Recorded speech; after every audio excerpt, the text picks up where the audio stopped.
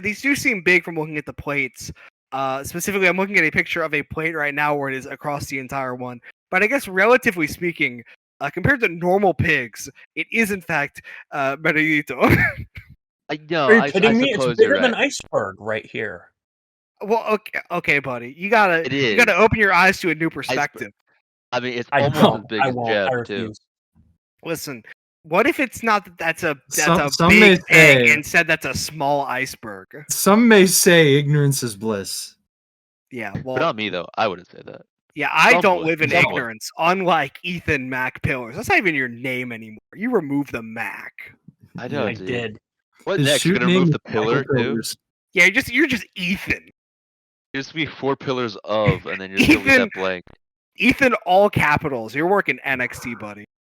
Oh, No. oh, No. well, Get skipped out. they'd have you. No. They'd put you in. They'll put you in a mac and cheese backstage segment where like Like, mac and cheese bag, like the fucking. you're forced the you're forced to be making mac and cheese a die jack or something. It's Oh, like, I thought it was gonna be like the Ikemen mukbang angle they shot. where Oh, Ikemen yeah, ate a where bunch of they food and then shit his pants. oh, No, it's Dude. gonna be the. I'm gonna have the Kraft macaroni and cheese death match against When, Donovan uh, Dijak. loser, Please, man, There was actually there was a loser- spaghetti loser death match fucking in my local shits indie himself. a couple months ago. There was a what? It was a spaghetti death match. What does that entail? Listen, this is only good Well, once. it's a death match, and they had spaghetti involved in it. I don't Okay, know but what how- else there is for me to tell you. What's the where does the death come in? Well, maybe you should just watch it, maybe, and then you can Okay, answer that yourself. maybe I will. You know Maybe what? you After will. I'm done recording, I will pull up the spaghetti death match, and I will Yeah. report back next episode, and I will let you know how present death is within this match. I'll you know tell what you would this be much: sick in that not match? very, The but motherfuckers put light tubes in my fucking spaghetti. What the hell? oh hell no! You know Oh, what hell no.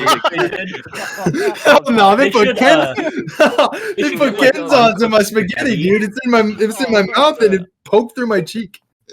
Yes. I'm never ordering spaghetti in here again. No. What the fuck, man? But you know who does eat a lot of spaghetti? Two men named Tank and Iceberg. Welcome to the Scramble Bunkhouse Deathcast.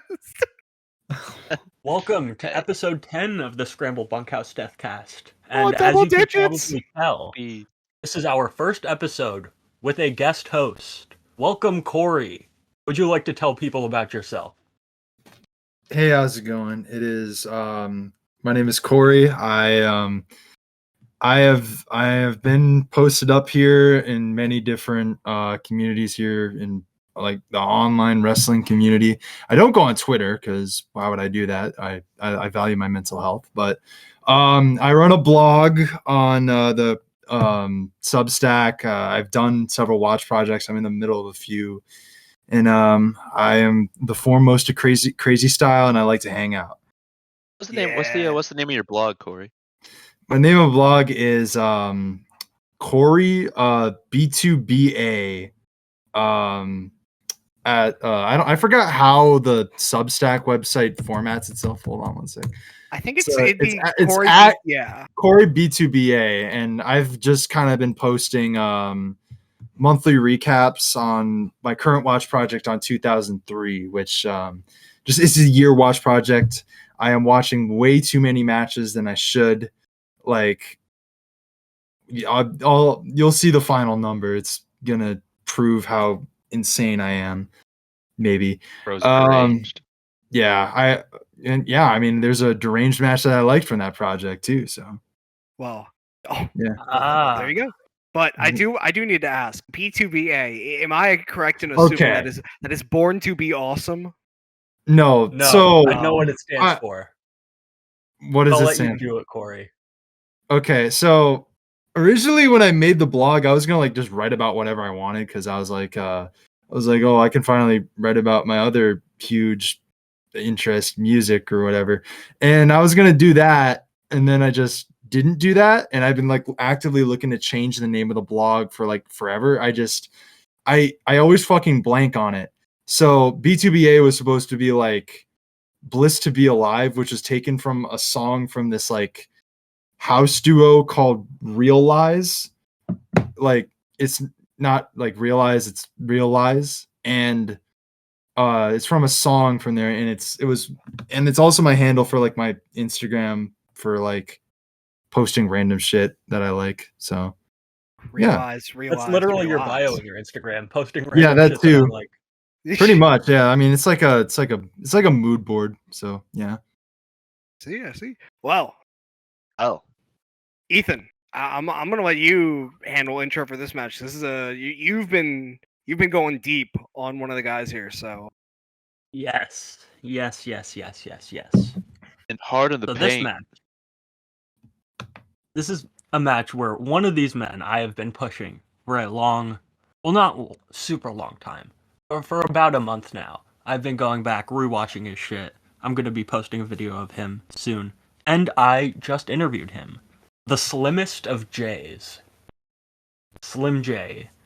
Ace Rockwell, Shadow Jackson, and Nemesis versus Iceberg, Tank, Sean Tempers, and Azrael from NWA Anarchy on July 22nd, 2006. This is a War Games match between Team Anarchy, which is Slim, Rockwell, Jackson, and Nemesis, and the Devil's Rejects of Iceberg, Tank, Tempers, and Azrael. And it's the closest pro wrestling has gotten to a Rob Zombie movie that I've seen in my entire life. And I mean that entirely as a compliment. It's just so gritty, grimy, not even dirt under your fingernails. It's like dirt, blood, and just some weird pus caked under your fingernails from this match. And every single thing in it feels just so gritty and disgusting and wrong, but also correct. Like, this is exactly what was supposed to happen. This is exactly what should have happened in this situation. yeah. As people who have not seen this match before and are just now witnessing it for the first time, what were your immediate reactions to it? My immediate reaction to it was not at all like what you just described. I love one, match rules. That's a given. That is a given. Yeah. This match rules for sure. But I think this match feels illegal. Archetype of describing stuff can only really be used too often before it just feels like you're saying this match is sick, but like in a more esoteric kind of way. I would not say this match feels illegal or it feels wrong or anything like that. It feels grimy as hell, that's for sure. But it feels I don't know, I would say it feels more just chaotic than it feels wrong. It just feels more sporadic and disassembled than anything that like I shouldn't be seeing, you know? Because there's certain matches, and I think we've discussed other matches that have been lost to time that fit that bill more accurately than this one does. Because this one, I don't feel uncomfortable watching it, but I feel enthralled. I Yeah. felt Yeah. it felt like I was watching Crank, High Voltage, almost in a way.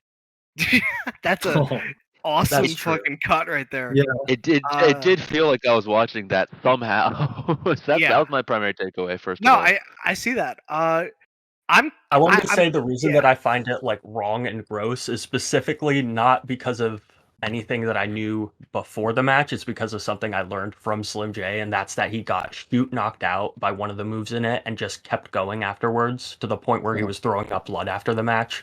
So that's what makes it like hard to stomach for me. But everything else is cake is completely on the money. It is chaotic. I will let you guys continue. I love this match. Yeah, I will say for this match, I kind of go with the cake mindset on it because I think that this match, in essence, even with all the violence, it's a really simple match, and it's not even almost, it is a cartoonishly worked match. Like, Yeah. you have a team of Satanists with two big fat dudes and a guy in a Michael Myers mask that's like kind of fucked up, and you have Leatherface the mask. Leatherface. Excuse me. No, it's Michael Myers. Is it not Michael Myers? It's like I think Michael Myers I made thought like a It strip looked like face. Michael Myers, yeah. But weirdo Michael Myers named Dominus, which what the fuck does that mean? And the face team of like you got Slim J, who is Eminem.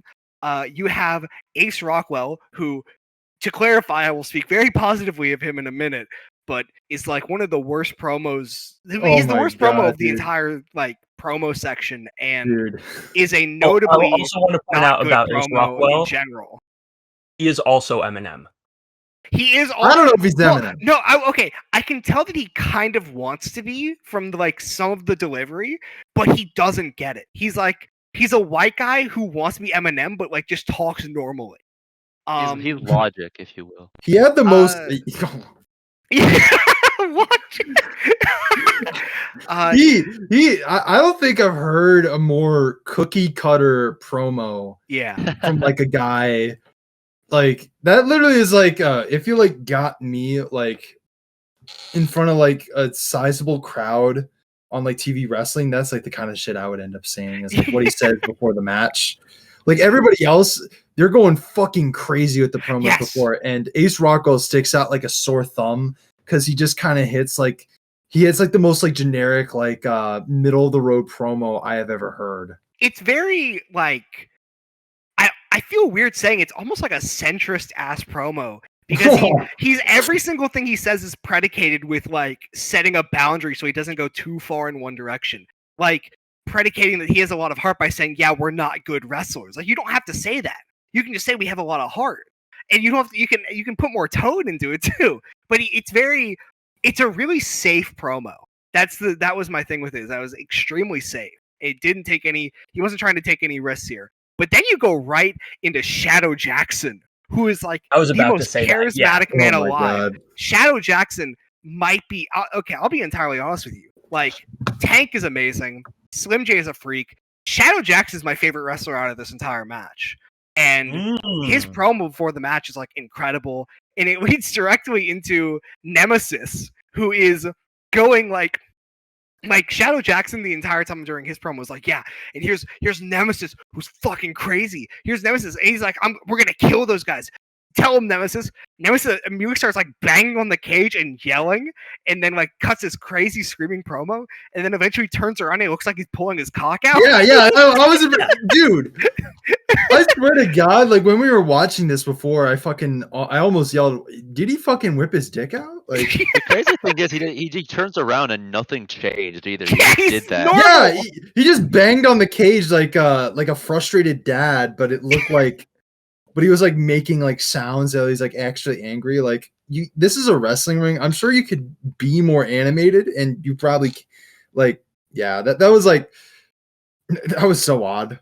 Yeah, but that's that. All of that is to say, these are like cartoonish characters. Like even with Ace Rockwell, who's cutting in extremely safe and boring and nothing promo, he's still like a stereo. Like he's a caricature of a wrestler. All these guys feel like caricatures of wrestlers. You completely forgot the greatest part about the Faces promo segment. Oh, the apple.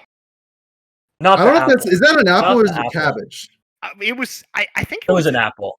It was an apple. Yeah. The best part of it was Slim J's promo at the very beginning.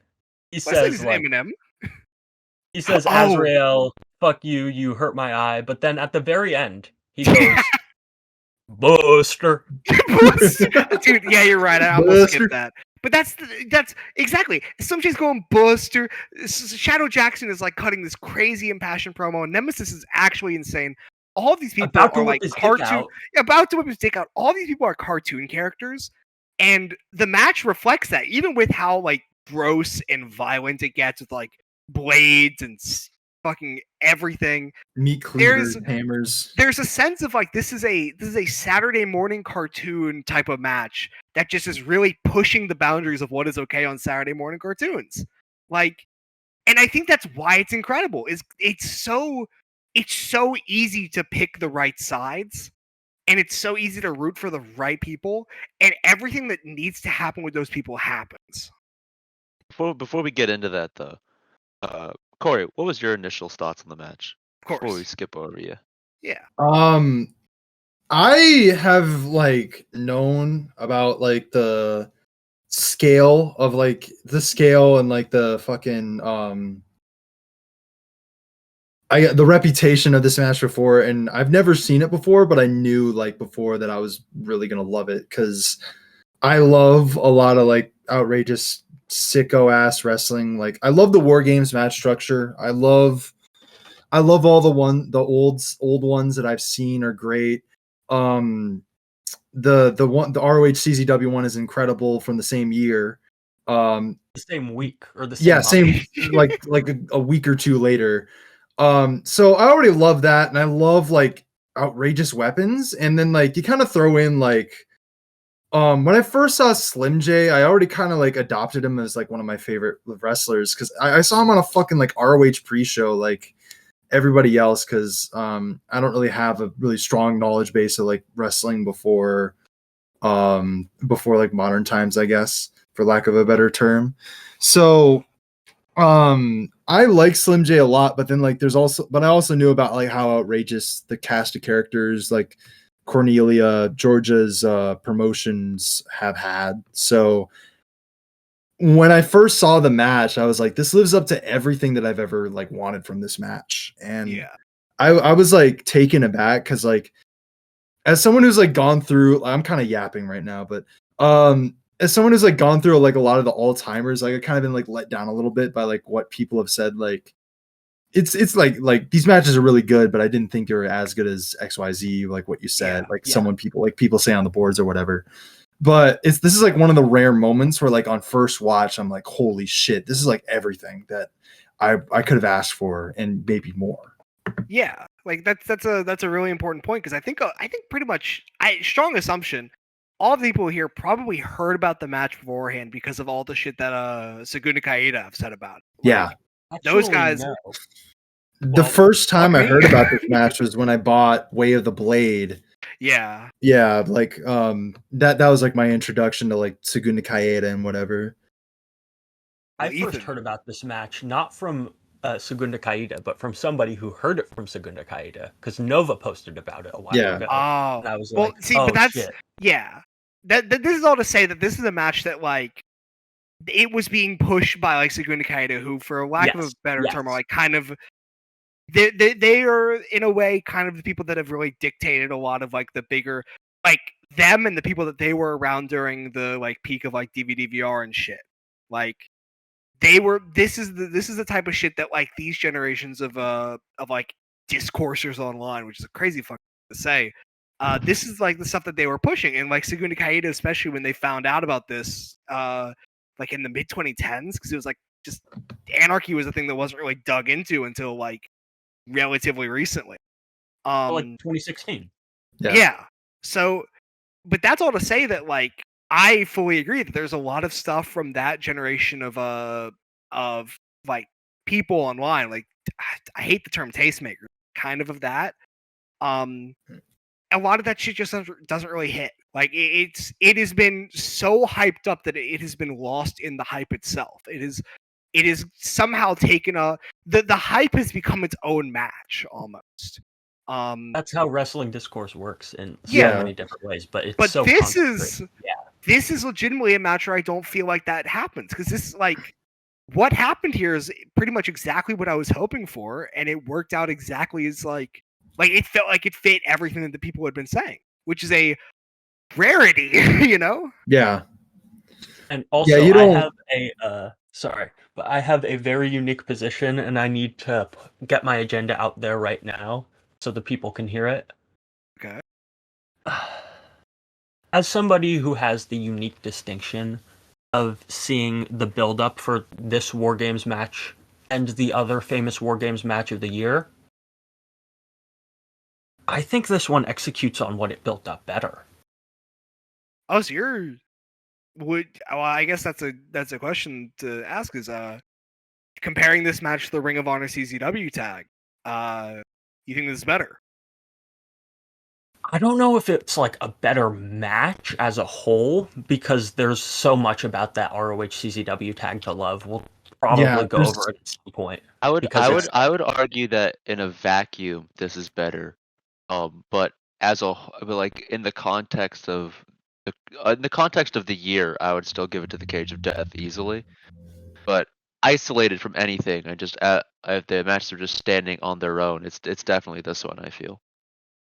No, I understand that, but I also have like I agree, but I also think that outside of a vacuum, seeing all of the NWA Anarchy stuff, it makes the match better, not quite as like momentous and monumental as CZW ROH, because very few things in indie wrestling can be. And that's like one of the reasons that it's so important and so great, because it is like, it does feel like almost a celebration of everything going on in indie wrestling at the time. But this match, it has such, I don't know, it works based on all of the build up over the like solid year and a half that the Devil's Rejects were running rampant around Anarchy, trying to get the promotion for themselves. That, man, it's really hard. I'm so glad I don't have to do like that I didn't decide after I did the 2005 watch list years and years and years ago that I'm going to do a 2006 one, because those two and Necro Butcher versus Super Dragon all in the same year, I could not choose one as my favorite. Yeah, 2006, like, with how, like, I've observed, like, diving so deep into 2003 to where I'm watching, like, fucking Triple H matches on Raw. Like, I'm sorry. yeah, Oh my God, brother. dude, it's not fun. But as someone who's, like, delved so deep into the year, like, you can, the most, like, I'm going to talk about this whenever I post the article a few months from now, but I do want to, like, talk about this because I don't know when I'm going to get another platform to talk about, like, years and whatnot. 2003, 2002 and 2003 kind of feels like the beginning of, like, what we see, like, the peak of like a lot of the great wrestling we see in 2005. In 2006, like, the peak is starting to fall, but it's not far away, and you're still like, there's still a lot of incredible stuff that year, and if not even more, like, well, I don't know about even more, but like maybe just as many.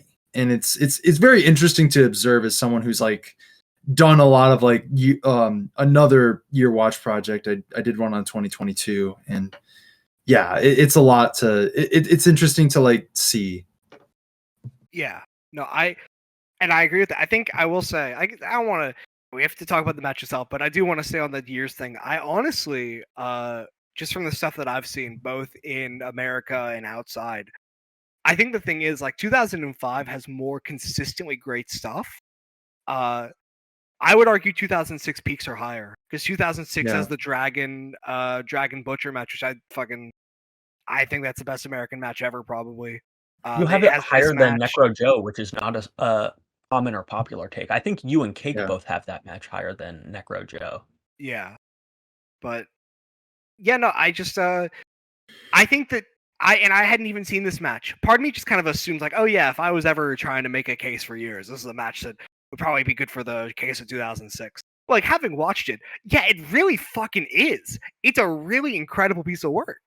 Yeah, like the best, like, from someone who's like observed like the War Games matches, like the best ones, like one of my favorite pieces about it is like how much like inner like workings of booking that can be done. Like, yeah, like that's like probably like my favorite like I haven't seen ROH CZW in forever, but like that's like one of my favorite like things about it is like all the little intricacies there is to it to like tell such a story, like, and how it doesn't feel tired about it. And I haven't seen a lot of like the TV for this match, but it feels like similar to like how many different stories that can work in and gimmicks and whatnot, and how it doesn't feel tired. right. I think I could see that, but I think there's a clear difference, and I think how the two are presented, in that Ring of Honor, the CCW feud, it's like an ideological thing where you have an option to take a side. You know, it's so much so that they literally split the room in two by the time that match happened. Yeah. Whereas with this one, there is no side to take. It's very clear cut. You know, there are evil Satan men, and then there are the good guys, and that's the match. There's no stance to take whatsoever in this thing. See, yeah, I mean, listen, maybe this says something about my taste. But I'm gonna be honest, I actually fuck with that a lot more because I understand the warring sides thing. But listen, CCW versus ROHs were two groups of really sweaty and smelly individuals getting mad, and this was just everyone trying to fight back against the forces of Satan. And Yeah. I think I know which This side is I'm like a unified taking. front. Yeah. This is absolutely a unified front where, like, there is no argument to be had. It is just this reverend guy needs to explode now. Yeah. We him need with Slim J him with to his be the one to animal do it. skull. Dude. Mhm. I think We one of my favorite things about this match, watching it back specifically, is how the Devil's Rejects almost move like a pack of hyenas. They're all like together with a lot of their movements, and when they strike, it doesn't necessarily feel like they're doing their individual stuff. Like obviously when Tank chops Ace Rockwell after he fucking hurls him back first, back of the head first, cast arm first into the cage wall. Like, and he just chops the shit out of him after. But it feels like they're working together under one unified goal to kill Anarchy Wrestling. Where Team Anarchy feels more like each of these individual guys showing off why the fans love them. Shadow Jackson does all of his crazy power shit. Nemesis is just an unbelievable wild man throughout. Ace Rockwell gets the shit beaten out of him and kicks ass in return. And Slim J is Slim J.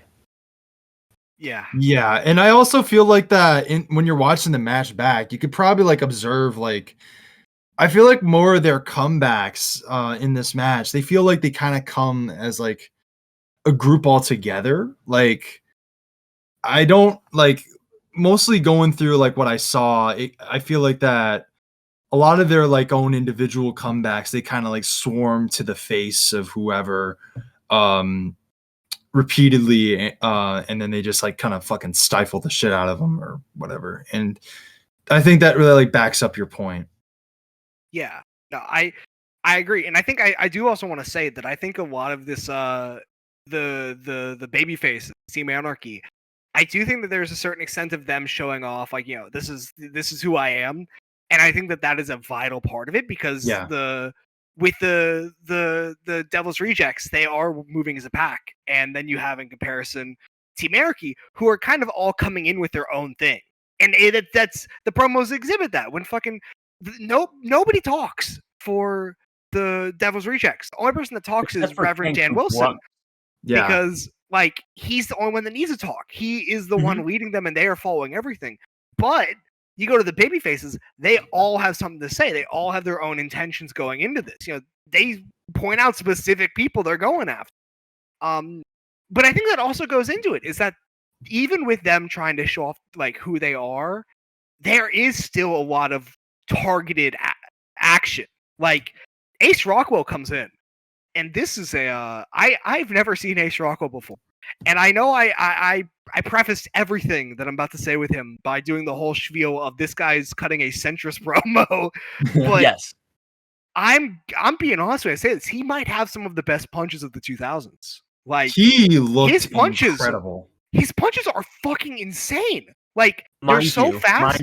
They look perfect. Mind you, he's throwing these punches with his non-dominant hand because his dominant hand is in it. Yeah, because of his cast and Yeah. yeah, for my like I feel like that it is pretty like it's pretty easy to like buy like what he does because he also gets the fucking shit rocked out of him and it like makes for like some of the best like face and peril stuff that I've seen in a hot minute because everyone all gets his comebacks just feel every like comeback that the faces have in this match is like it's great. I feel like it's not too contrived. It feels correct. It feels like a lot of their comebacks also feel like I don't know about like lucky is the word, but like they know like they have like smarts. Yes. Like using the gimmickry and all like how hellacious the gimmickry is. It's a genuine combination of luck and skill and 50% concentrated power of will. It's one thing that you have to add to that combination though, and that one thing is payback. Because if you notice during like the second half of the match, pretty much all of the comebacks the baby faces get are throwing what the heels threw at them right back in their face. Yeah, and it's fucking like sick. The multiple plate spinning type of shit you were talking about, Corey, with ROH CZW. That's my favorite type of multiple plate spinning shit. I love it. It reminds me of Mid-South, Bill Watts's, like what he would do with the Hacksaw DiBiase feud. Yeah. It introduced Yeah. something at the very beginning, like Hacksaw would throw something, or Real- DiBiase would throw something at Hacksaw. It feels and at the really very- feels really reminiscent when you compare both of those matches. It's real pick your poison because both of them are incredible and have like a feature to it that's just awesome. But yeah, I mean the gimmickry here, like how it's used, is incredible. Like, granted, like if you're gonna pull a fucking meat cleaver into the ring, like you're gonna have me locked in at some point as someone who's as harebrained as I am. But like the comeuppance where like Slim J is using the meat cleaver after Azrael fucking used it right after he got fucking knocked out. It's awesome. It's like it's so, it feels so hearty. Yeah. What's crazy is the meat cleaver isn't even like the craziest thing in this match. No. I would say I'd say the craziest thing is also not the noose. The noose is insane. The for noose one, was but insane. Like, noose is nuts. But I mean, I know it's like more standard stuff these days, but like the thumbtack bat, Yes. I've never seen a more evil thumbtack bat before. Because thumbtack bats are maybe it was psychotic. like maybe it was the camera, maybe it was just the camera quality or the lighting or whatever, but it looked like this entire thing just was thumbtacks. It was not like No, one it was specific because part of they, it like, was. It was all thumbtacks. They swung it 4 different times, and thumbtacks came flying off each time. Like at the Okay. very It was beginning. like And even at the end, corn on the thumbtacks were cob flying off. thumbtack situation. I was gonna say the thing that really sells it for me is the fact that there are so many thumbtacks on it that every time it hits, like half of the amount of thumbtacks that detach go into Tank's skull, and the other half fly off in random directions like an explosion of thumbtacks. And it's every a single shrapnel swing. grenade. What's It's a awesome? shrapnel bat. Yeah, what's awesome about that too is like each time it gets a really good spread. Like, Yeah. it makes the visual pop so much more when like the tacks are like stuck together. Like if like you'll see like so many thumbtack spots nowadays where like the you don't get like the like that kind of spread, or like when Orton took the fucking back of Tax in the Cactus Jack match. Like that's like the big famous one. But like you don't get that visual, and it's kind of like a luck of the draw kind of thing, and thank God it worked out. Yeah. That was my main takeaway. This is a match of visuals more than anything else. There are so many great visually visuals. unimaginable scenes in this thing. Like the part where I don't even know who it was, but somebody was getting choked out with that noose, and the way that it was like lit up and how the camera was so bad. If this was shot with an HD camera quality in like a stadium, it wouldn't have compared, you know? No. Yeah. No. Like I can't compare, for example, like how Eddie Kingston looked in Anarchy in the Arena to this, because although Eddie Kingston in Anarchy in the Arena looked like a madman, he was still being shot on an HD camera quality in front of like 100,000 people, and you can only look so insane in those situations. Here, it's roughly 300 people with like really Exactly bad 300 lighting. people. Yeah, and a really bad camera, and it just looks unimaginable. It looks unimaginable. You can't imagine this until you see it. Yeah. It's like they legitimately had a camera in the ring, and that new shot is like stunning. It's a fucking like a medium close up to like just a full on close up of this guy being hung. I think it was Sean Tempers, and he has like blood all over his face. He's like gasping, and fucking I think it was Slim J just pulling on the fucking noose, pulling it farther and farther back. It is a horrifying shot, and you're right. This is a match with some of the best visuals I've ever seen.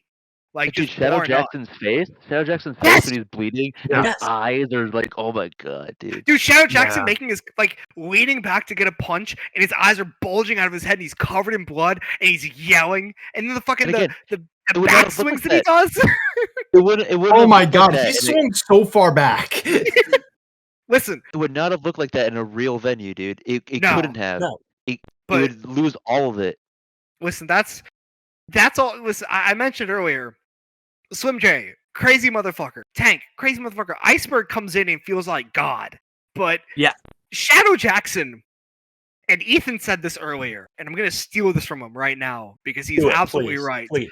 Shadow Jackson feels like the next Jim Duggan. Like, he comes out, and the way that he moves is like, it's slightly rigid, but it's extremely animated. He's so full of energy. He has these incredible bursts of emotion.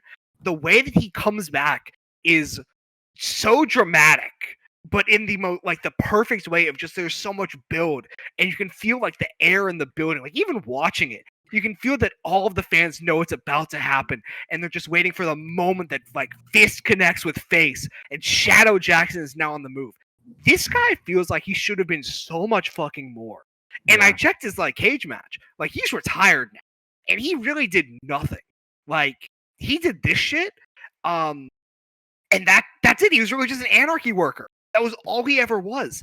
And it's baffling to me because you look at this guy and you look at how the crowd is like in the palm of his fucking hand. And you see his promo earlier and you see how he's got pretty much everything going. He's also kind of fucking jacked. And not kind of. He's wide as shit. When he fucking he's got a crazy he's got linebacker build. Like, how do you see this guy and you don't like? I don't mean, this isn't even me saying it like derogatorily, because we know how the Fed was running time. I understand why Slim J didn't get a bigger opportunity. He was a small dude, and it was the mid 2000s. Very few people were getting opportunities anywhere of note around that time. I understand how pretty much every single person in this match didn't get a later opportunity just based on how they wrestle and how they present themselves. I don't understand Shadow Jackson. That's actually boggles my mind. Yeah, Shadow Jackson, like, I don't know if it was him or sorry, I'm fucking horrible with names. Hold on one second. The other guy, Nemesis, yeah.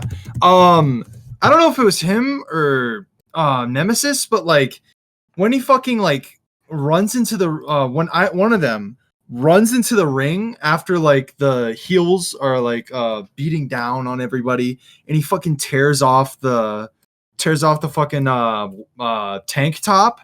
Oh, that's Shadow Jackson. That's like a perfect like way to fucking like get the crowd behind him, because it's just like you see someone do that and you're like, yeah, fuck yeah, let's go. Yeah. Speaking of people being behind other people, the commentators were behind those guys. Oh my god, we were Also, I want to mention why the commentators were behind them so well. That's important. We haven't even mentioned the stipulation of the match. Yes, the stipulation of the match. We should have mentioned this at the very top, but it is. If Team Anarchy wins, they then the owner, I completely forget his name. Yeah. That's 5 minutes in the cage alone with the Reverend Dan Wilson. But if the Rejects manage to win, then Anarchy is no more. So these commentators were literally, because Anarchy would have been like, in kayfabe, it would have been gone. Yeah. So these commentators are rooting not only for Team Anarchy, they're rooting for their fucking jobs. Yeah, it's crazy because this is maybe my favorite like small stereotype that happens in wrestling sometimes. Not all the time that I would call it a stereotype, but I don't know what else to call it. Which is when a commentator just fully gives up on commentating and just starts being a fan of it at some point. Yeah, like it happened a lot during like old French catch tapes. Like whenever like a French catch guy hit like a wicked uppercut, whoever was commentating those things always like gave up and just like started laughing maniacally. Or they'd go, after a good move, they'd go, ooh la la. Yeah. Yeah. Or like I think oddly enough, Rocky Romero was really good at this. I thought like during his he was. Rocky Romero got into it sometimes. Whenever there was like a big Okada title fight, was like it made up for like all this sterility of like Kevin Kelly and whomever else. Yeah, because one, like Rocky and like these other people, like they start out professional because they're just trying to do their job, and then at some point they just get into it and they're like, you know what, man, fuck this. I'm just a fan with a microphone right now, and then they just go to town on it. And it's one of my favorite things that happens is when somebody, like I mentioned already, someone who like quits being Gordon Soley and just like starts becoming PWG Chuck Taylor.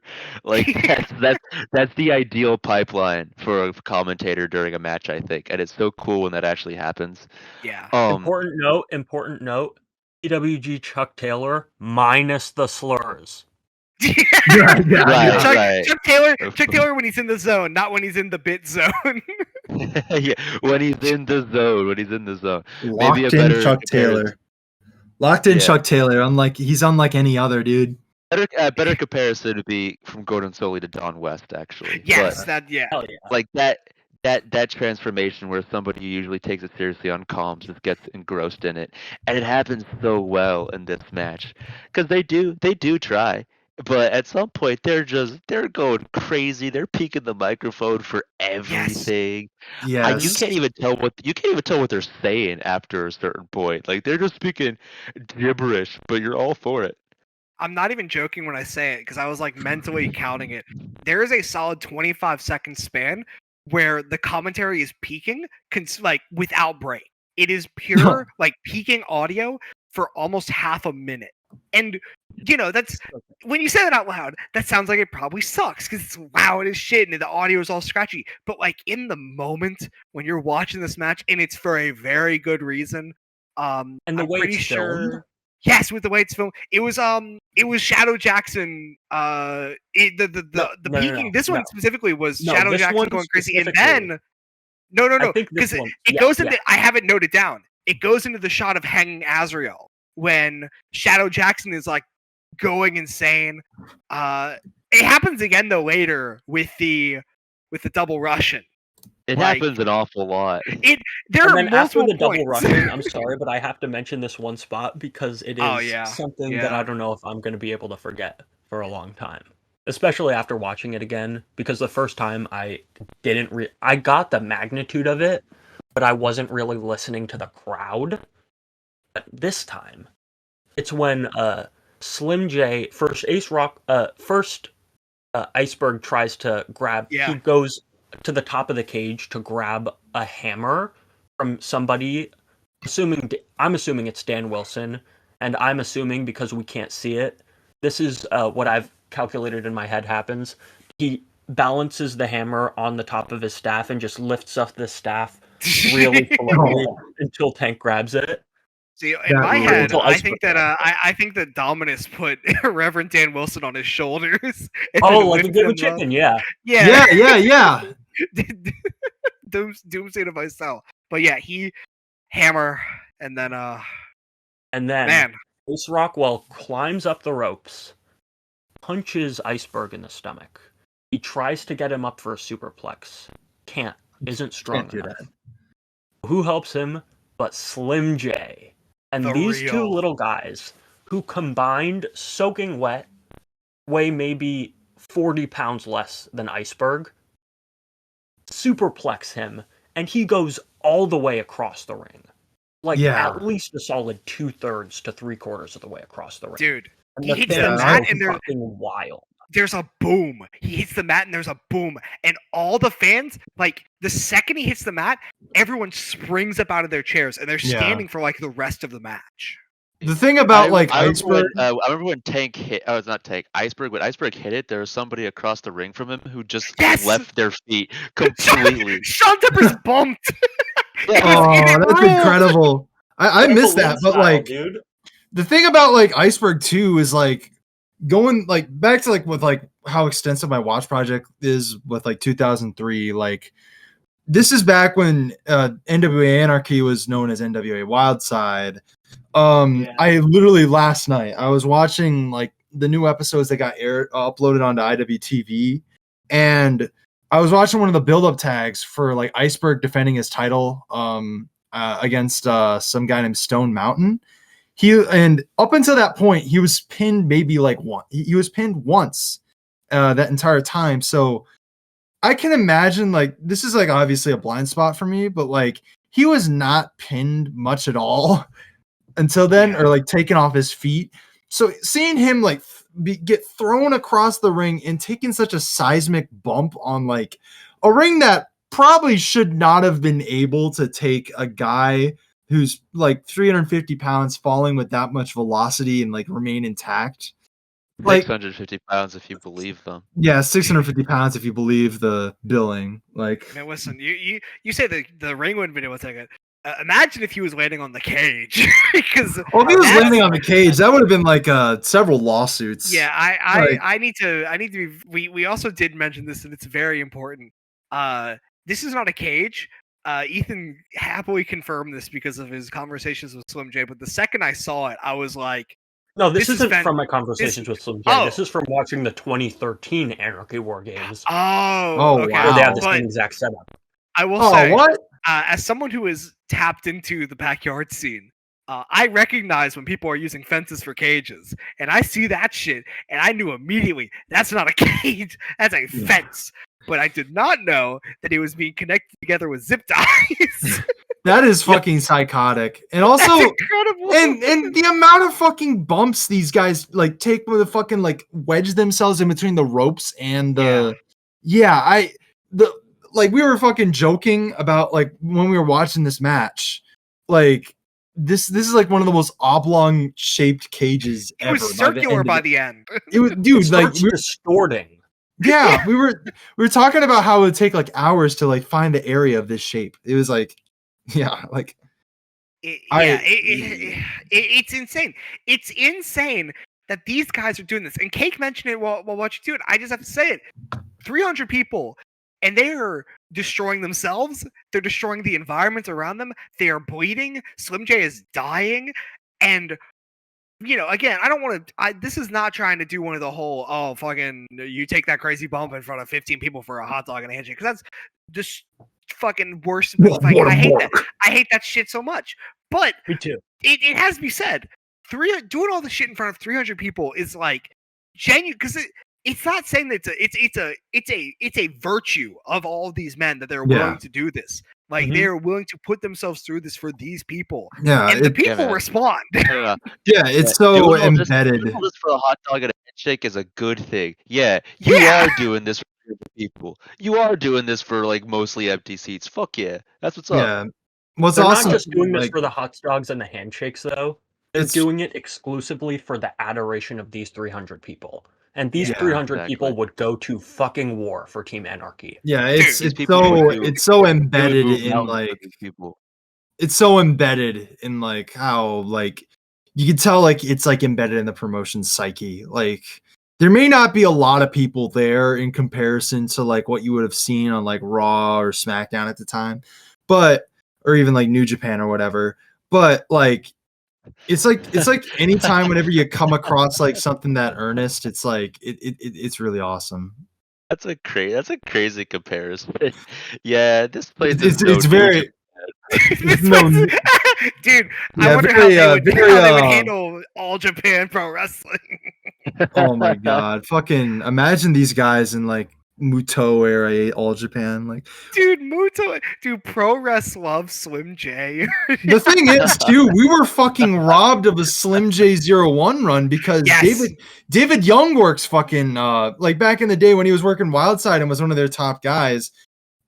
He got a fucking 01 tour, so we Oh, were you're really kidding me. Yeah, we were Oh. we were robbed of like a Slim J tagging with fucking Wataru Sakata against Mikami and Loki.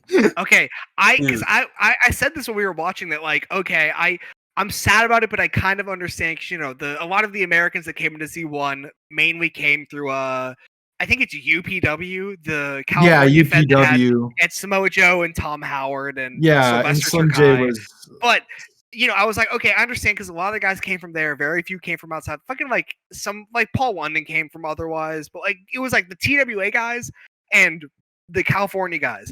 I kind of understand. But now that I've been informed that David Young, who was a Wildside guy, now that I know he went to 01, that changes things. Now I'm pissed. I gotta see who they fucking booked him against.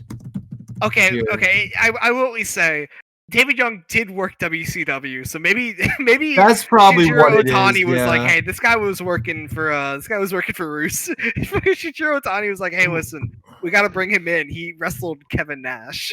Okay, I got so some these ideas, are all of the David Young 01 matches in August 2002. He's tagged with See what tapes. this MJ is was 16 at the time, by the way. He was in wrestling. 2002. Yeah. That also might be why. Yeah. But yeah. but even then, like in the fucking mid 2000s, they had fucking they had Brian Kendrick, right? Like They did. They had Brian Kendrick wrestling against David Young on one of these shows.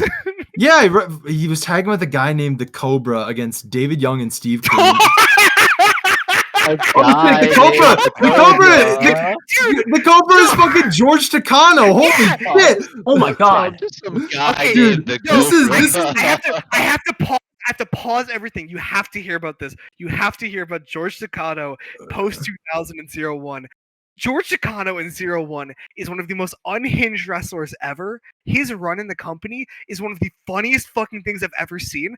I believe he starts it with a match against Naohiro Hoshikawa where he nearly kills him 2 different times with the most fucked up botches I've ever seen where he drops him on the top of his head. That is a precedent setter for the rest of his career in 01. The fact that he wrestled David Young and he teamed with Spanky. The fact that Steve Carino was also in there, we're grateful that like Stooge, like from what I've seen, Steve Carino is like the master of Stooge style over there. Dude. Like, like nobody. So I'm glad that he didn't fucking die after that. Like, so we could get the homicide matches and whatnot. Yeah, This was taped. I don't know. I don't want to check right now, but if I don't have it, I have to find it because I need to see this match. Also important to note, later on the card, Kohei Sato is defeated in less than 3 minutes by Nathan Jones. Let's go, dude. That's real pro wrestling. Nathan Jones. Nathan Jones. Go. Look at Nathan Jones. Yeah. I do in fact have the show, so eventually we gotta watch it for the pod. Oh, you know, yeah. Pick the crazy brand of the Takano brothers. I have the entire David Young Z1 run. Let's all go. of it that made tape. Speaking of somebody besides David no longer, Young, the Cobra Z1 tape. Oh, I have all the Cobra tapes. I know that for a fact. Yeah. Not David, the real one specific match. Because you guys have all talked about how visually beautiful this match is, and that's something that I came in wanting to talk about. But you guys already covered it brilliantly, because I think it's one of the visually coolest matches I've ever seen. Because it's so grimy and gritty. It just works. Everything works so well to its favor. I think it might be one of my favorite looking matches of all time. Yeah, I would be inclined to agree with that. And I have a question for those of you who have seen it. Do you think this match is cooler looking than Tenryu versus the Great Muta from War in 1996? That's a crazy fucking thing to say, man. I don't know, man. I was not mentally ready for this question, bro. I've been trying to mentally prepare myself for 20 minutes. Hey, you just did tell us you're a fucked fuck. I hate you. Oh my god, Dude, that is oh man. I can't choose myself, dude. All right, Muta Tenryu. I'm putting my fist down. I think Muta Tenryu is better just because of the single moment where Tenryu spits blood onto his fist. I think that's the best. I think that's visually the coolest moment in wrestling ever. So that's very valid. Doing a lot of heavy lifting for me. That is doing a lot of heavy lifting for me. I can't lie. That and the part where Muto does the Tarzan Goto bottle spot and it zooms in on it really hard. That part is also doing a lot of heavy lifting for me right now. Okay, I think that's those that two and the Tenryu getting Tenryu powerbombing Muta into the mist. Right? Yeah. Okay. God. Yeah, it's probably still that one. It's probably still that one. Yeah. I think but I think that brings up a big point. Oh, go ahead, Cake. Low quality footage of Muto Tenryu wins, but the more high quality footage loses, I think. Yes, you're right. You know what? I don't know if I've ever shared it, but I have this. I believe it's for the show. I have multiple versions of the show where Muto Tenryu happens because there was a rebroadcast a few years ago, which is the one that a lot of people watch because it's good fucking quality. You know, it's clear. But I have another version. I believe it's a multi-generational VHS tape. You can tell it is because there's like there's like purple scan lines ripping across the screen at different points during the match.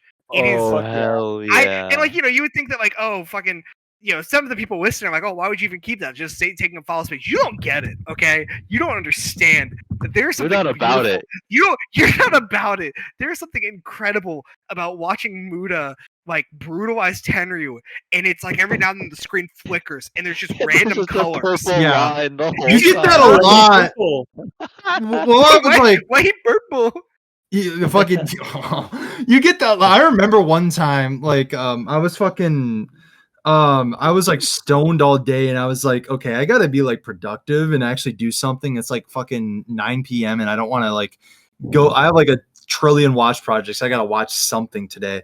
So I tried to watch, like, I'm watching like WCW, and and I put in like this file for like this Bobby Eaton singles from like randomly like 1989. I try to watch it. There's so many fucking rainbow colors on the fucking file from the VHS and all that. It's so scuzzy and outrageous. My head started to hurt, and I was like, I can't do this, dude. Okay. So like yeah. Fucking trying to comprehend, like, there's a fine line between like how like, oh, cool colors on the file go brr.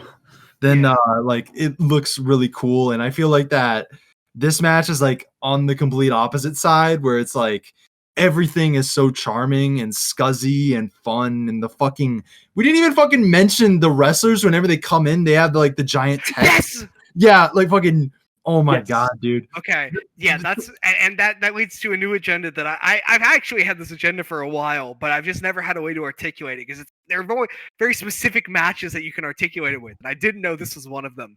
I love the minimalist, whether by choice or by force, the minimalist presentation when it comes to like cards, like title cards and name cards and shit. And specifically, this match highlights a great point. Specific name cards for people with different fonts and colors and shit. Like, some guys have nicknames, some guys don't. Specifically, I have to say, Tank coming into the ring and then like red letters with black outlining white, like outer glow shooting out of it, and no nickname, just Tank, all capitals, is one of the most terrifying things I've ever. Like, that feels scary. Like, that is an incredible way to introduce someone who is, in my opinion, just from how he is presented, the way he holds a spike in his mouth, the new Abdullah the Butcher, like, and I don't want to. I feel weird because there are some vital differences between Tank and Abdullah. I'm not trying to say that they're one of one, but these two guys feel so connected on like a certain spiritual level. Yeah. And I feel like there's really no other wrestler from the 21st century besides Abdullah himself who gives me the same feelings that Tank. That's the thing about it, is that like I agree that like there's something deeply scary about Tank after a point, and it's actually at the very end. It's when the Reverend is giving that last promo, and I'll pull a photo up of what Tank was looking like during that back promo, because he looks like maybe the most intimidating man to ever look. I'm gonna put him over that bulldog in the tuxedo. Yeah, right there. There it is, right there. It looked, dude. Listen, he's fucking terrifying enough as like the like an actual murder grandpa, like in ICW No Holds Barred nowadays, with the Rev as the bloodbath behemoth. But like him here is like, that was a great Rev, dude. I could do the Rev in Jesse Ventura really well. We have the only two people in wrestling two ever. Pillars. Yeah, the two pillar. We'll have to find out who the third pillar is. There's only two pillars on a building when it's a flat one. Well, fine. We'll make it 3D style or something. But like I completely like lost my fucking train of thought. But like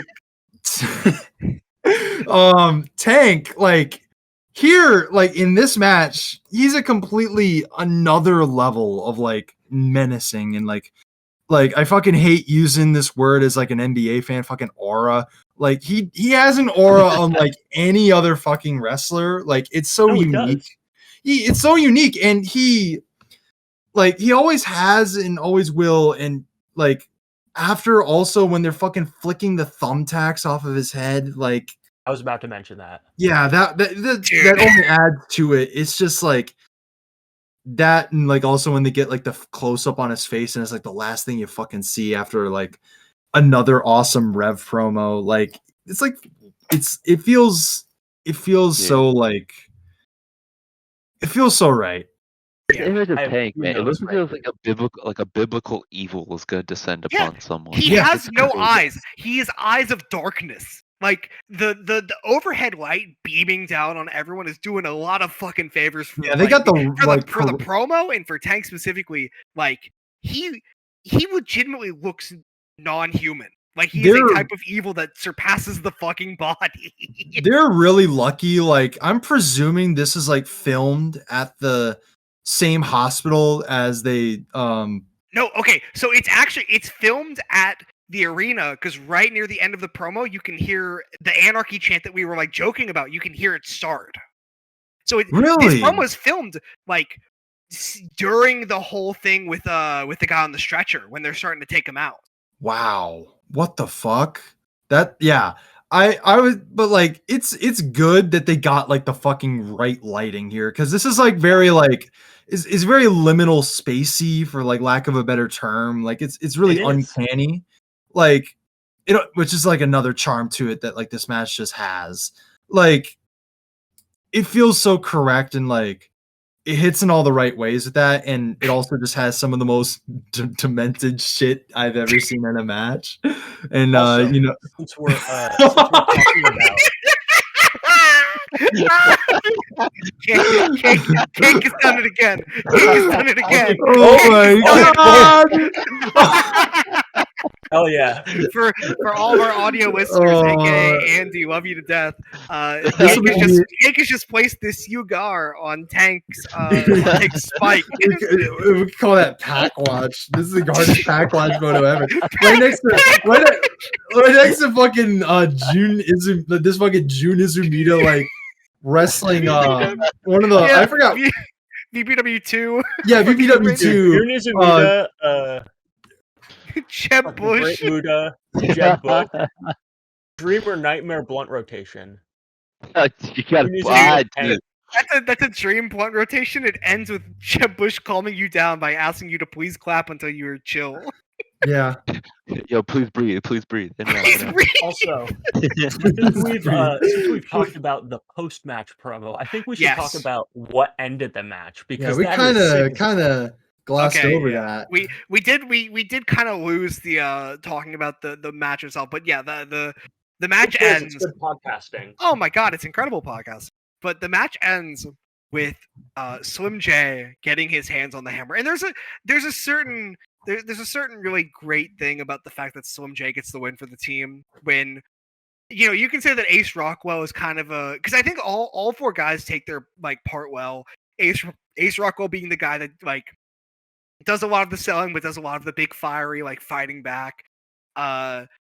Shadow Jackson being a force of nature, Nemesis being also kind of a force of nature, but like much more of a like flying around the ring, while Shadow Jackson's kind of taking all comers. He's taking all comers and fighting back.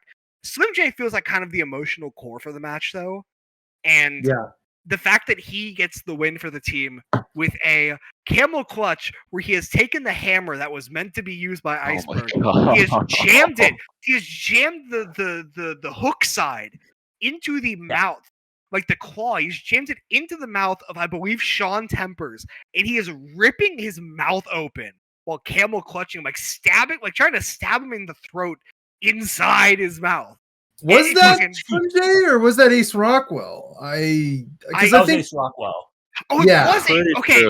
Yeah, that's Ace Rockwell went from dork to him in like record time. Yeah, you're right. At that point, Slim J was like out. He was dead as fuck. No, but my point still stands because Ace Rockwell was also those two guys were the core. They were the guys that died a lot, and arguably Ace Rockwell, even with his shitty promo, was an incredible wrestler in the match.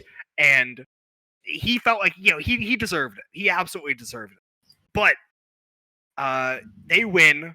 The Devil's Rejects are forced out of the ring, and Dan Wilson Dan is dragged in there. The Reverend is locked in the cage with the promoter, who is wearing the exact same attire as the rest of them.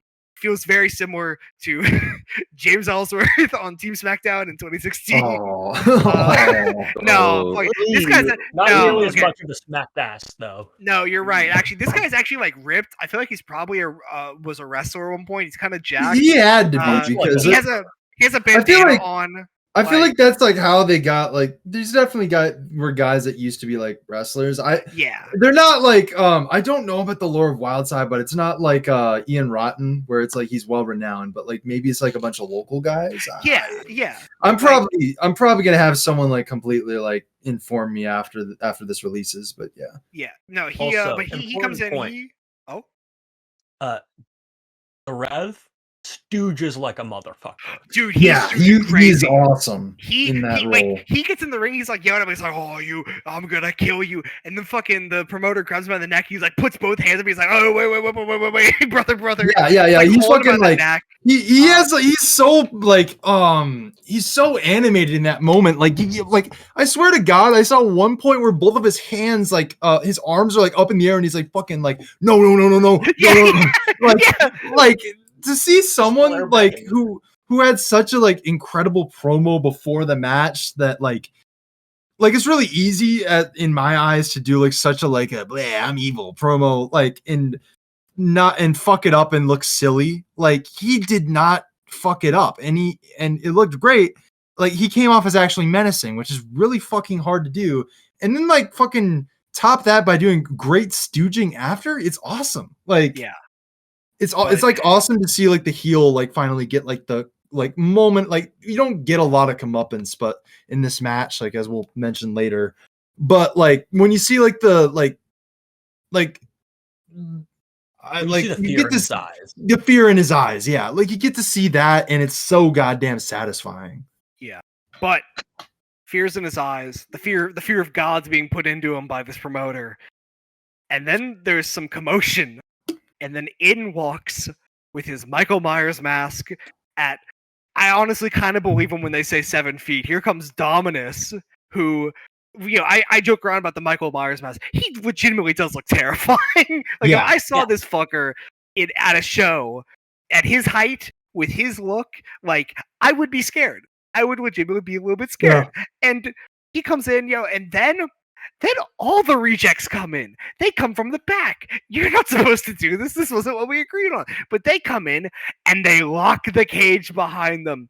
And thus begins 5 minutes of the excruciating torture and demise of the promoter as the entire roster tries to scale the cage. And Slim J dies like 5 times because he keeps getting to the top of the cage and someone knocks him down. And of course it's Slim J, so he just jumps to the floor. Please note that Slim J was knocked out completely unconscious not 20 minutes before this. Yeah, he's jumping to the floor over and over again. Everyone's doing it, and like it's really like an incredible scene because the entirety of the Devil's Rejects they're all making sure that the Reverend and Tank are with the promoter. All the rest of them are all surrounding the ring, knocking people down as they try to climb up, and Dominus is holding the door closed, and he's doing a great job of it because he's a monster. And Tank has the spike, and he just starts stabbing the face of the promoter, and the promoter gigs crazy, and he's bleeding a bunch, and the fans start throwing trash in the ring. That is always fucking awesome. Whenever fans fucking throw trash in the ring, they have great aim because they're able to throw it over the cage. They're dude, 3 different bottles peg Tank in the head. I counted at least 3. Like. I mean, he was tanking all of them. We talked about wrestling. We talked about like wrestling being so embedded in Southern culture, but football also is. So that's probably why. Like, no, they got that aim down pat. Trust, brother. You grew up in the South. You are outside at least once a week for an hour throwing the ball. That's just the. I'm gonna teach you how to throw football. Yeah, no, brother. I went to my fucking dad's every other weekend. Like every single time I went over there, I'm throwing football with him like for at least a couple hours every single fucking time because he's got to make sure he wants me to get on the Southern Miss football team. He wants me to be a Golden Eagle. You know, he wants me to be a quarterback. But yeah, just don't go down the path the most famous Southern Miss quarterback did. oh my god, dude, my dad Brett used to be Favre. roommates with Brett Favre. Whoa, what the hell? What? Oh, I've never mentioned this. No, his brothers. word? My dad was roommates with his brother, which meant he got to hang out with Brett Favre all the time. They were at college around the same time.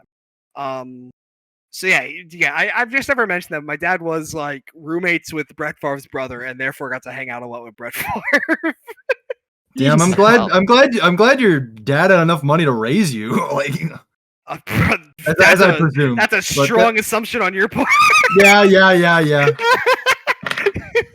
But I don't think someone he had you throwing the football around for that long for any reason. Me and my dad. It wasn't. I didn't have Brett Favre throwing the football with me. I had my dad in my yard, in my grandma's house. Be that as it may, we are podcasting. That's true. But yeah, my dad, good friend of Brett Favre and Ted DiBiase. Anyways, Yes. that is all to say. Oh, I can't, Corey. I don't know if I've told you this. My dad was dating someone in college in that area at one point, and she wanted him to go to like her church. You know, it's fucking of course, that is the church that Ted DiBiase is the pastor of. Oh my god! He used to talk with Ted DiBiase about his wrestling. Anyways, that's crazy. That's all to say that. And I'm glad that you brought up the Southern thing, because like I have a bias, not only just because I grew up here, and even if I kind of hate it, I still love it because it's my home and it's always been my home. I not just from that and from learning just how fucking good we had it like 30 years ago, or fucking 40 years ago. Like, just there's a certain aura to Southern wrestling, and that aura has mostly gone away. It's still around. Like the fucking local shows that I've been to, the aura is still there. It's just a lot smaller. Yeah. But Still got Adam Priest. we do. I gotta go to Alabama eventually. But Rose riding the Adam Priest train so hard. It's like we Listen, still got I'm- Adam Priest. We still got we still got Adam listen, Priest. no. We still It's have still good. It's still good. we still have the gun show. We have the gun show. I don't know his actual name. I just know him as the gun show. He's this old dude on steroids, and he beat up a Satanist cult at the last show I went to. But Let's go, dude. like, that's Get that guy versus Adam Priest. There's an aura to Southern wrestling that comes across so well in this match specifically, and in a lot of matches in fucking Wild Time and Anarchy, because it is a Southern fed, but especially in this match with the bottle throwing, and there are fans screaming, and it's not like screams of like, oh, we're scared, which there are screams of, oh, we're scared, but a lot of the screams are of genuine rage and frustration that everything that the baby faces have fought for didn't matter. It, like, everybody has their jobs. That's good. But the 5 minutes never happened. It never happened the way they wanted to.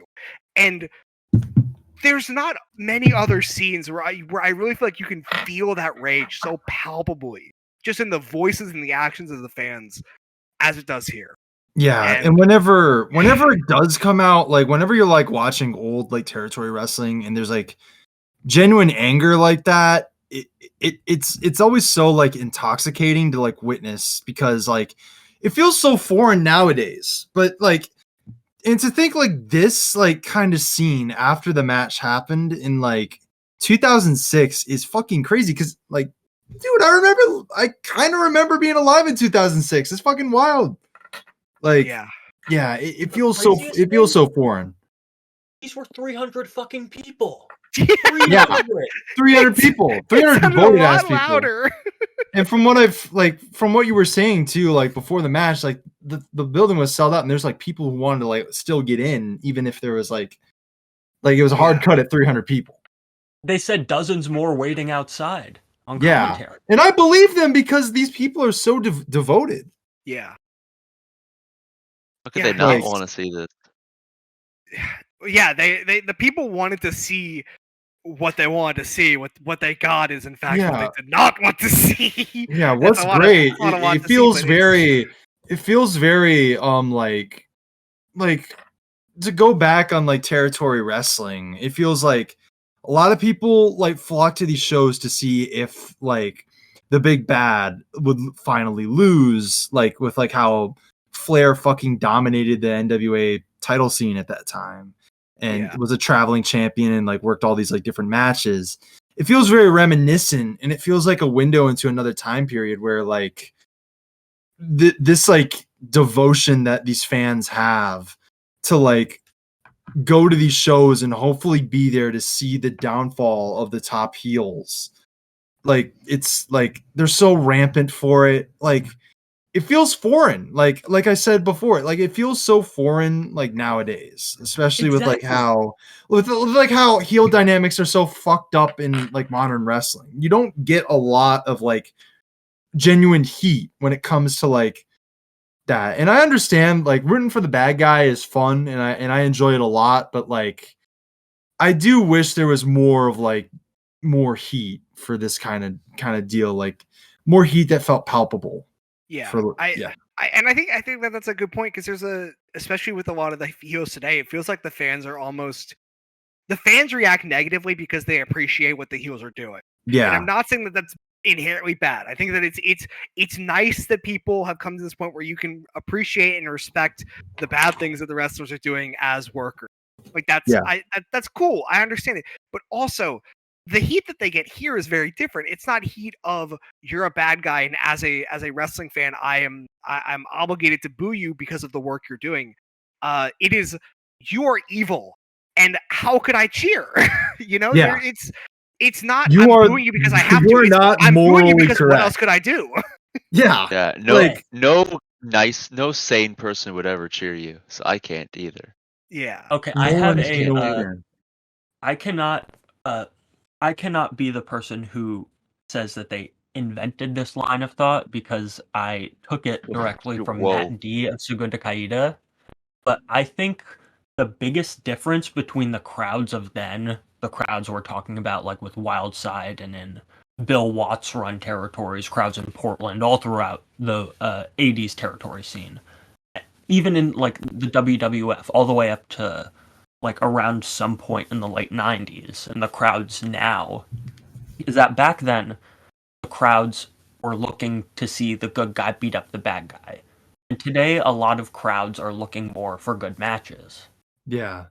Yeah, and like, yeah, I mean, I remember like, even when I would like when I went to Dynamite and the Continental Classic was on, like, I don't know when you would say like, I don't think you guys would give a fuck, but like the main event of that show was Jay White versus Swerve. And I don't know when Swerve started like completely working face, but like that was a heel versus heel matchup, I think, at that time. And people were just like cheering for it like a normal face versus face match. And it felt weird to like be in that environment. It was a lot of fun because live wrestling is always fun, but like it was also just like, wow, this is weird because like, I don't want to say like I'm supposed to be rooting for X or Y, but it just felt like interesting to observe like how much crowds have changed between being in the crowd for that match and witnessing like the genuine outrage that we see after what happens here. Yeah. Like it like plays in parts of like what I think is like one of my favorite post-match segments ever. Like maybe even the greatest I've ever seen. Like, yeah.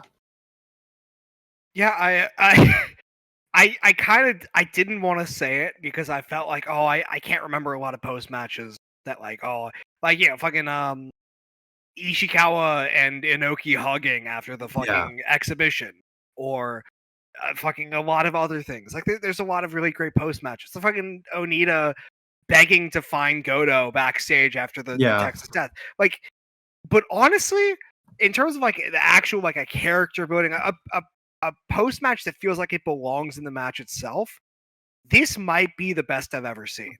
Yeah. Yeah, like it's that or when hold on one second here.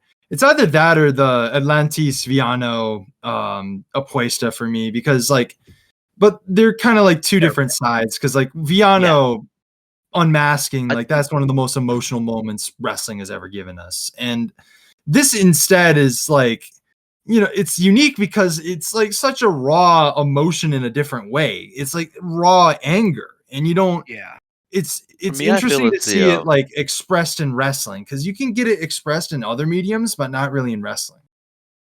I think for me, it's the Dump Matsumoto Chigusa Nagayo as like best post match. I think that's my pick. Yeah, that's a Yeah. good That's one. a great pick. Yeah, But- this is I really Good don't pick. even know what else to say about this match. It's just It's it's so in your face with how great it is, and it lives up to every expectation that's ever been set for it. And it's very I'm visceral. stunned. I'm legitimately stunned. Yeah, and like there's so many like different like ways to like analyze the anger and stuff, but like if you haven't seen this match, like it's unlike anything else, like the post match, obviously, but the match itself is all so violent and it's so much fun. And I was fucking howling watching this match with you guys. Yeah. I fucking let out. What was he said about my fucking scream? Like, Get a Mel Blanc. Blanc scream. Yeah. yeah, no block, fucking Wilhelm style scream. Like it was cartoonish and yeah, like That's the It's- best wrestling. yeah, it's so raw. It's unlike anything else. Like, and that's one of the best compliments I can give a match. Well, Oh. Ethan, I've heard whispers, rumors. You may or may not have a game. Is that correct? Within the last may 5 or minutes. may not. Oh. Actually, I have about so we're good. Okay, that's Okay. perfect. Okay. 'Cause this game will take pretty much exactly 20 minutes. Oh goddamn! Whoa. All right, you Playing stressed me Clue. out. All right. Because there are strict time limits on Oh. our... Okay. Because we are going to be having the first ever Scramble Bunkhouse Deathcast debate. Oh, What? Oh fuck you! No way. Oh, It's Bro, not that was an brother. actual debate. Don't that get was me a wrong. debate club. You're drowning. You're about to So what we're Oh, drown. you're doing using, you're using the Gish Gulash fallacy right now. That's like minus 10 points. What we're going to be doing Ad here hominem? is Ad hominem? A straw man. I'm going to be slippery slope, Your placing Honor, all slippery of slope. these names into a... I'm going to be posting the names in Soldiers Assemble. I'm going to be placing all of these names into a wheel. And each of us is going to pick 4 of these names. There are 16 names in total. Okay. And I'm doing this as if this was a War Games match. So whatever 4 wrestlers you get is your War Games team. I see. And you have to explain in 2 minutes why your team is the best, the strongest, and would win the War Games match. Oh Okay. god, you're gonna sorry, give me like but- 4 James Ellsworths, are you? dude, I'm. Well, it's What on the- it's what on a the behest wheel, of the so wheel? I can't. Yeah. I haven't given them to you. All right. So Okay. you will see who let- they are. I'm ready to roll. But I have one small change to what the phrase War Games means. Let me They're not pontificate. just fighting in a War Games match. They are in a brawl for all style fight to the death. What in the This is like hell? it's a shoot? It's a shoot? You're saying it's a shoot? What? Yes, it's an entire shoot, but in a cage, and they come in one at a time. You should shoot yourself off a cage. Yeah! Yeah! Yeah! Yeah! All right. First pick will go to our guest of the evening, Oh. Alright. one Mr. Corey Bailey. Well, it's not really a pick, but our first, It's a sentencing. Big. This is big. yes, Sentencing me to potentially doom or success. It's all in the luck of the draw. all right. After the wheel stops spinning and like the name shows up, I'm gonna put the NFL draft sound effect. Okay. Do do do do do do do do do do. Oh, he's singing it. Acapella Corey style. Bailey. Corey Bailey. Your first Who's he got? Who's he wrestler on your got? team. I'm very upset. Masanobu Kurisu. Nice. Okay. That's Oh, that's that's a like- big get. That's a big get. Just to remind, this is in fact the idea is that it's a shoot war games, right? This is a shoot War Games. Okay, that's You a decide really to big order. get. It's a really That's a big get. massive Huge get. pickup. That is a massive get. Okay, I'm going by the order they are on the bottom of my screen, so I am up next. And we will do snakes, so man. Cake, you get 2. Oh, I'm last, badass. Spin, spin, spin, my wheel. Please don't. Okay. He's getting, All he's right, getting man. evil Queen Disney movie style. Oh my Oh, god. so speaking What are of you drunk, doing? Fuck. What you get? I got 2024 Kota Ibushi. He won't be able to stand up. owned, super duper owned. Now you Oh, know I'm not yeah. rigging it. Now you can never accuse me of rigging it. yeah. Okay. I guess I'm All right, next. John. All right, John. I believe. John, You got a big weight on your shoulders here. oh, thank you for doing that, Cake. I was about to do that. I'll keep tabs on it. Let's see. Okay. Eliminate 2024 Kota Ibushi. Eliminate 2020. Brother, Marufuji already did it. Don't worry. Brother, he's getting eliminated in this match. I He- do not know what to tell you. he's been eliminated. Don't worry. Terminate 2024. You Kota Ibushi drafted now. a dead body. God fucking damn it! Um, Who'd I get? I really got wanted this Joe. man. I really wanted this man, but Oh, he's alright, got Haku, you doesn't can he? have him. Your pick is Super Dragon. Oh, you're all dead. Oh, Super you're all dead. Dragon. You are Super all super Dragon. dead. Oh my Literally, God. all you need to tell him before the match is these guys have been wrestling for under 1 year, and Dude. everything else will sort itself out. I have to say they're all Disco Machine in disguise, and it's a wrap.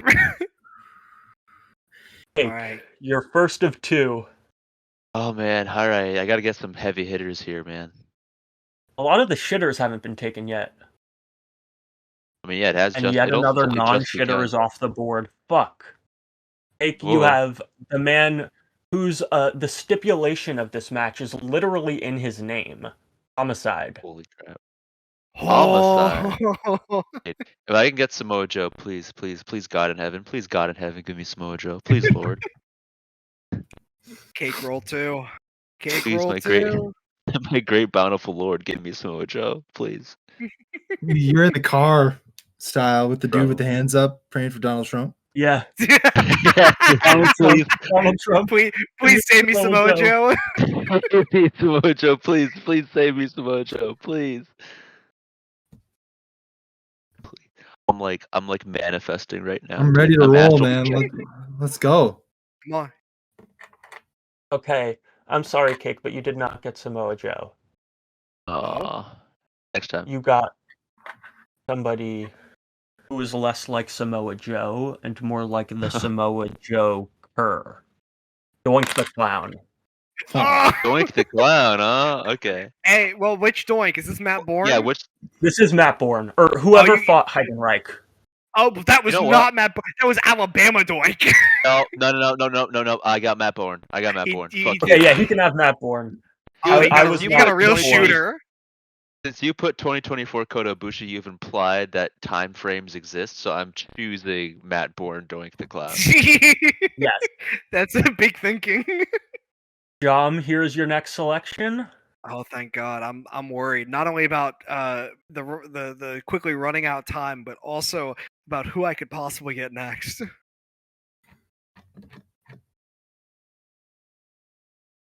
Oh, Jom got Samoa Joe.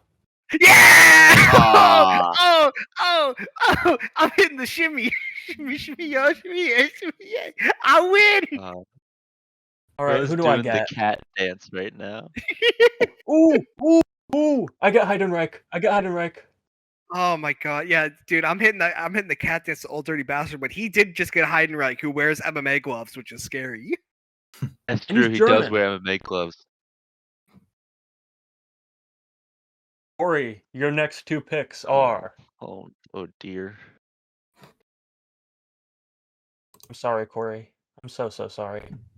Oh, Oh, Maxwell Jacob Friedman. Oh, but you do he's gonna love try to do Greasy. a shoot leg slap. You have Kurisu. It's okay. Okay. It's fine. You got Haku. Oh Yeah!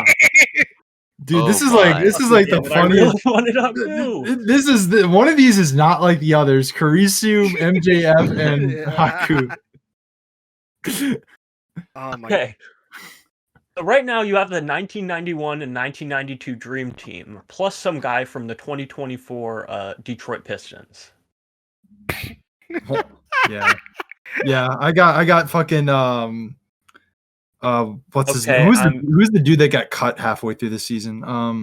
My life be like. I don't fucking know. I don't watch football. I'll look it up. I don't watch football. I call that fool's ball. I am going to throw myself out of the closest possible window. I got Will Ospreay. Bros. Dude, Will Ospreay defenestrating himself. Dude, you are getting defenestrated right now. How will you respond? Damn, dude. I can't respond because I don't get to choose. Wow. Sucks to suck. You're gonna have to respond in a 2-minute promo, apparently, given the stipulation of your little game here, buddy boy. I do. All right, come on. And I know exactly what I'm going to be saying. Give John that Garbo pick, please. No, you're gonna get, brother. I know for a fact I'm about to get Demus. I can feel it. I'm putting my hands up to God. No, you're not. Hands up to God. Give me Satan. You are getting the Miz. You're getting a different kind of Satan. You're getting Mike Mizzana. Brother, you got something just about as good as Demus. You got Jonathan Felix Anthony Cena. Let's go, dude. Hey, listen. That's a Marine right there. Yeah, John Cena has some power, dude. Yeah, that was the host of American Grit. Dude. American Grit and the host. Have you heard about his move where he punches you and you die? Okay, let's get serious. I don't watch American Grit. American Grit was crazy, dude. That was a crazy show. What the fuck is American Grit? It was okay, well, it was 2 seasons. The second season was dog shit, but the first season was they took a bunch of like ex-Marines, ex-Army members, ex-firefighters, and then I think like special ops, and they just made them run an obstacle course to find out which was the objectively best career path. Dude. Holy shit. And it was just John Cena. It was just John Cena. They're like, yeah, fuck it. Let's just throw these guys in here. Let's see what happens. I want to see what Tom Howard could do in that, dude. Well, and like there was like a guy. One of the guys was a professional wrestler, and John Cena was like, "You're a professional wrestler, huh?" And then he got like bitched out in like the 3rd episode, and John looked so sad. Wow. He's like, "Damn." Speaking of bitched out, Cake. Let's see who you get next. I'm sorry, but I do think that was an appropriate opening because Cake. Oh no! You got Swoggle and the Miz. Oh, brother. Brother. So sorry, brother. I am so sorry. Swoggle and the Miz is a fucking crazy pull. Oh my god! I can make this work, dude. I can make this work. Hey, I already got Dragon, Joe, and Cena. My next pick's a layup. Give me a bench warmer. I don't need him on the field. All right. You got the best bench warmer you could possibly ask for. Oh? Demus. Not necessarily. It is one man who is known as Balls Mahoney. Yeah! I'm a knucklehead. My team's got balls, brother.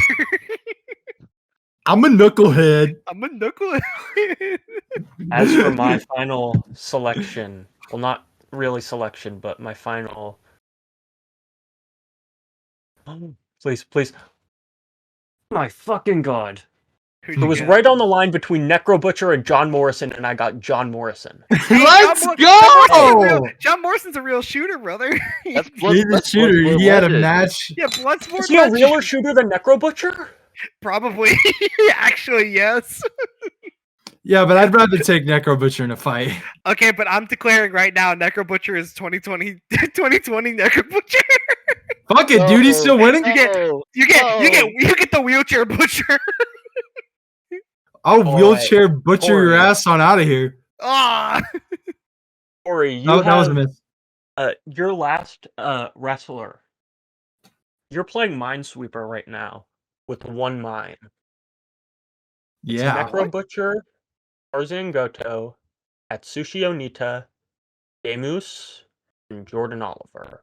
Oh no! Sit down. Oh no! Let's hold that. Okay. I'm putting my fingers, crossing both of them right now, praying, So I'm praying for your praying. downfall. Save me, Jordan Oliver. Save me, Jordan. Nobody's ever said that. You're gonna I hit said it. you, but it's like the one. What's the one promo in Glady ad where it's like you're gonna get hit with a clout cutter? Yeah, you're gonna get with the cloud cutter. Hey, your prayers were answered. It is No! Jordan. What? Let's go. No fucking way! Get fucked. Oh, Oh my god. they're gonna put me in the ambulance next. I'm gonna be hanging out with what's his name? The dude of the match that we just recorded for. Oh yeah. Ace Rockwell? Yeah, so true. Yeah, no, Hey. the dude who gets carried to the hospital. Like I said, I'm one of the names. Hey, Oh, the listen, promoter. Yeah, I'm the promoter getting put in the hospital right now because Haku's gonna kick my ass for why'd you choose this dork? yeah, Huggy's gonna kill you. Hey, All listen, right, actually, it's game time now. It's time to talk. I would actually like to take the first pick because I feel like I have my monologue planned. Yeah, All right. Talk the talk.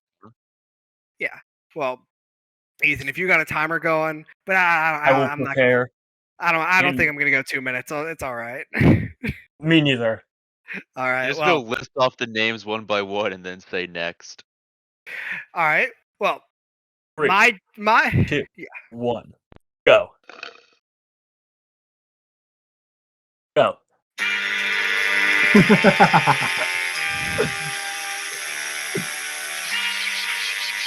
yeah. I'm not gonna play anymore for copyright. That's all I need.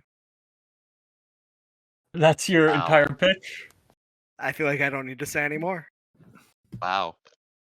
Well, thank you. Who would like to go next? I'll go next.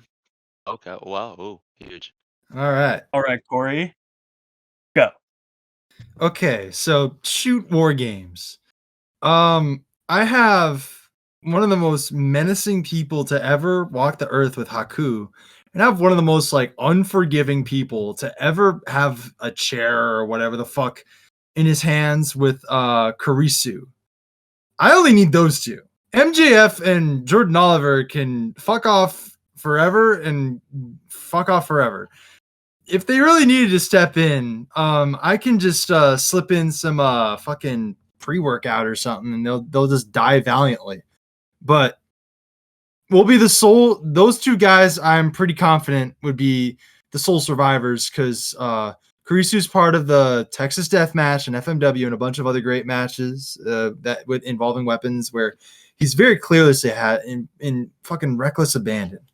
And Haku fucking bit off a dude's nose or something. So, yeah, that's pretty much my case that I'm gonna make here. Ideally, if I didn't have the one mine kill my proverbial sweeper, I'd be chilling. But unfortunately, that's not the case. But I only need two people, and I know these two people need to lock in because it's gonna have to be a Herculean effort.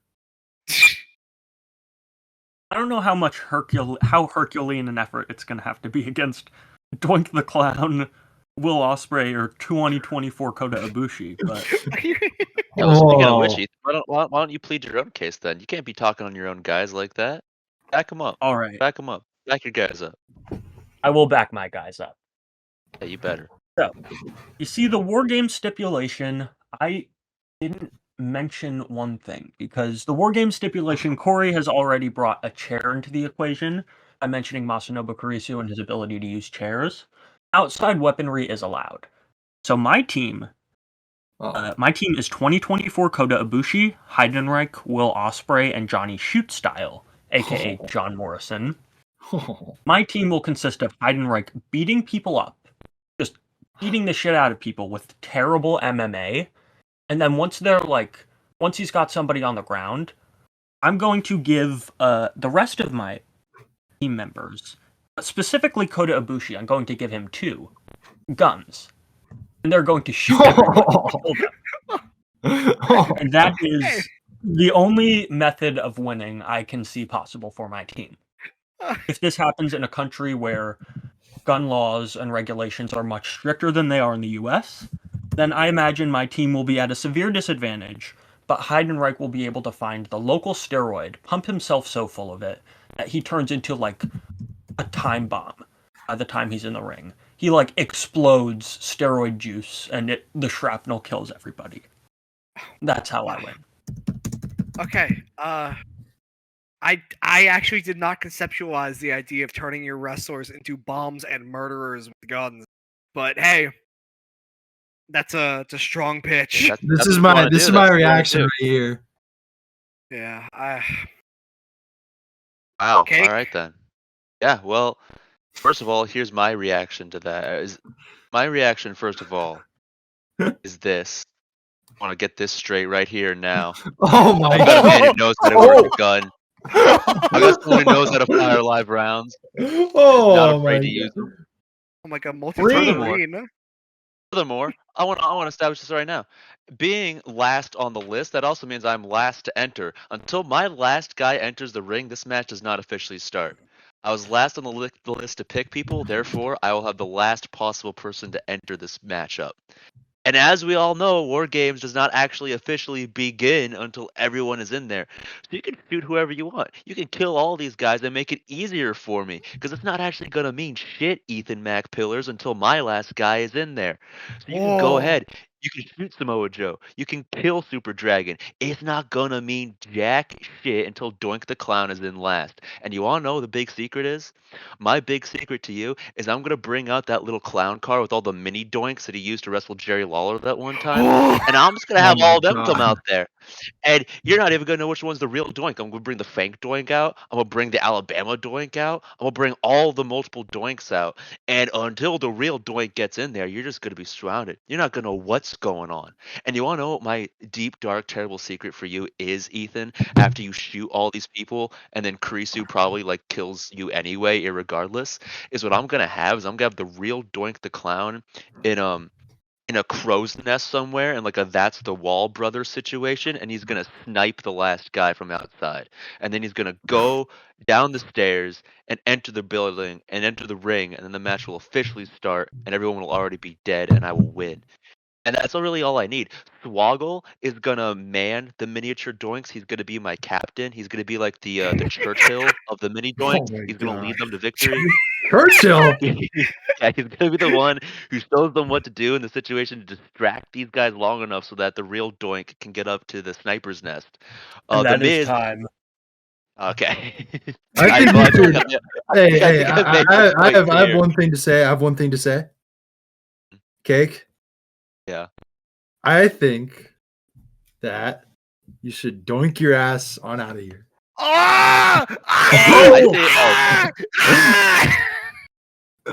John just died.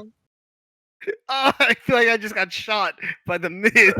Kidney stone. Shooting kidney stone Miz. Kidney stone.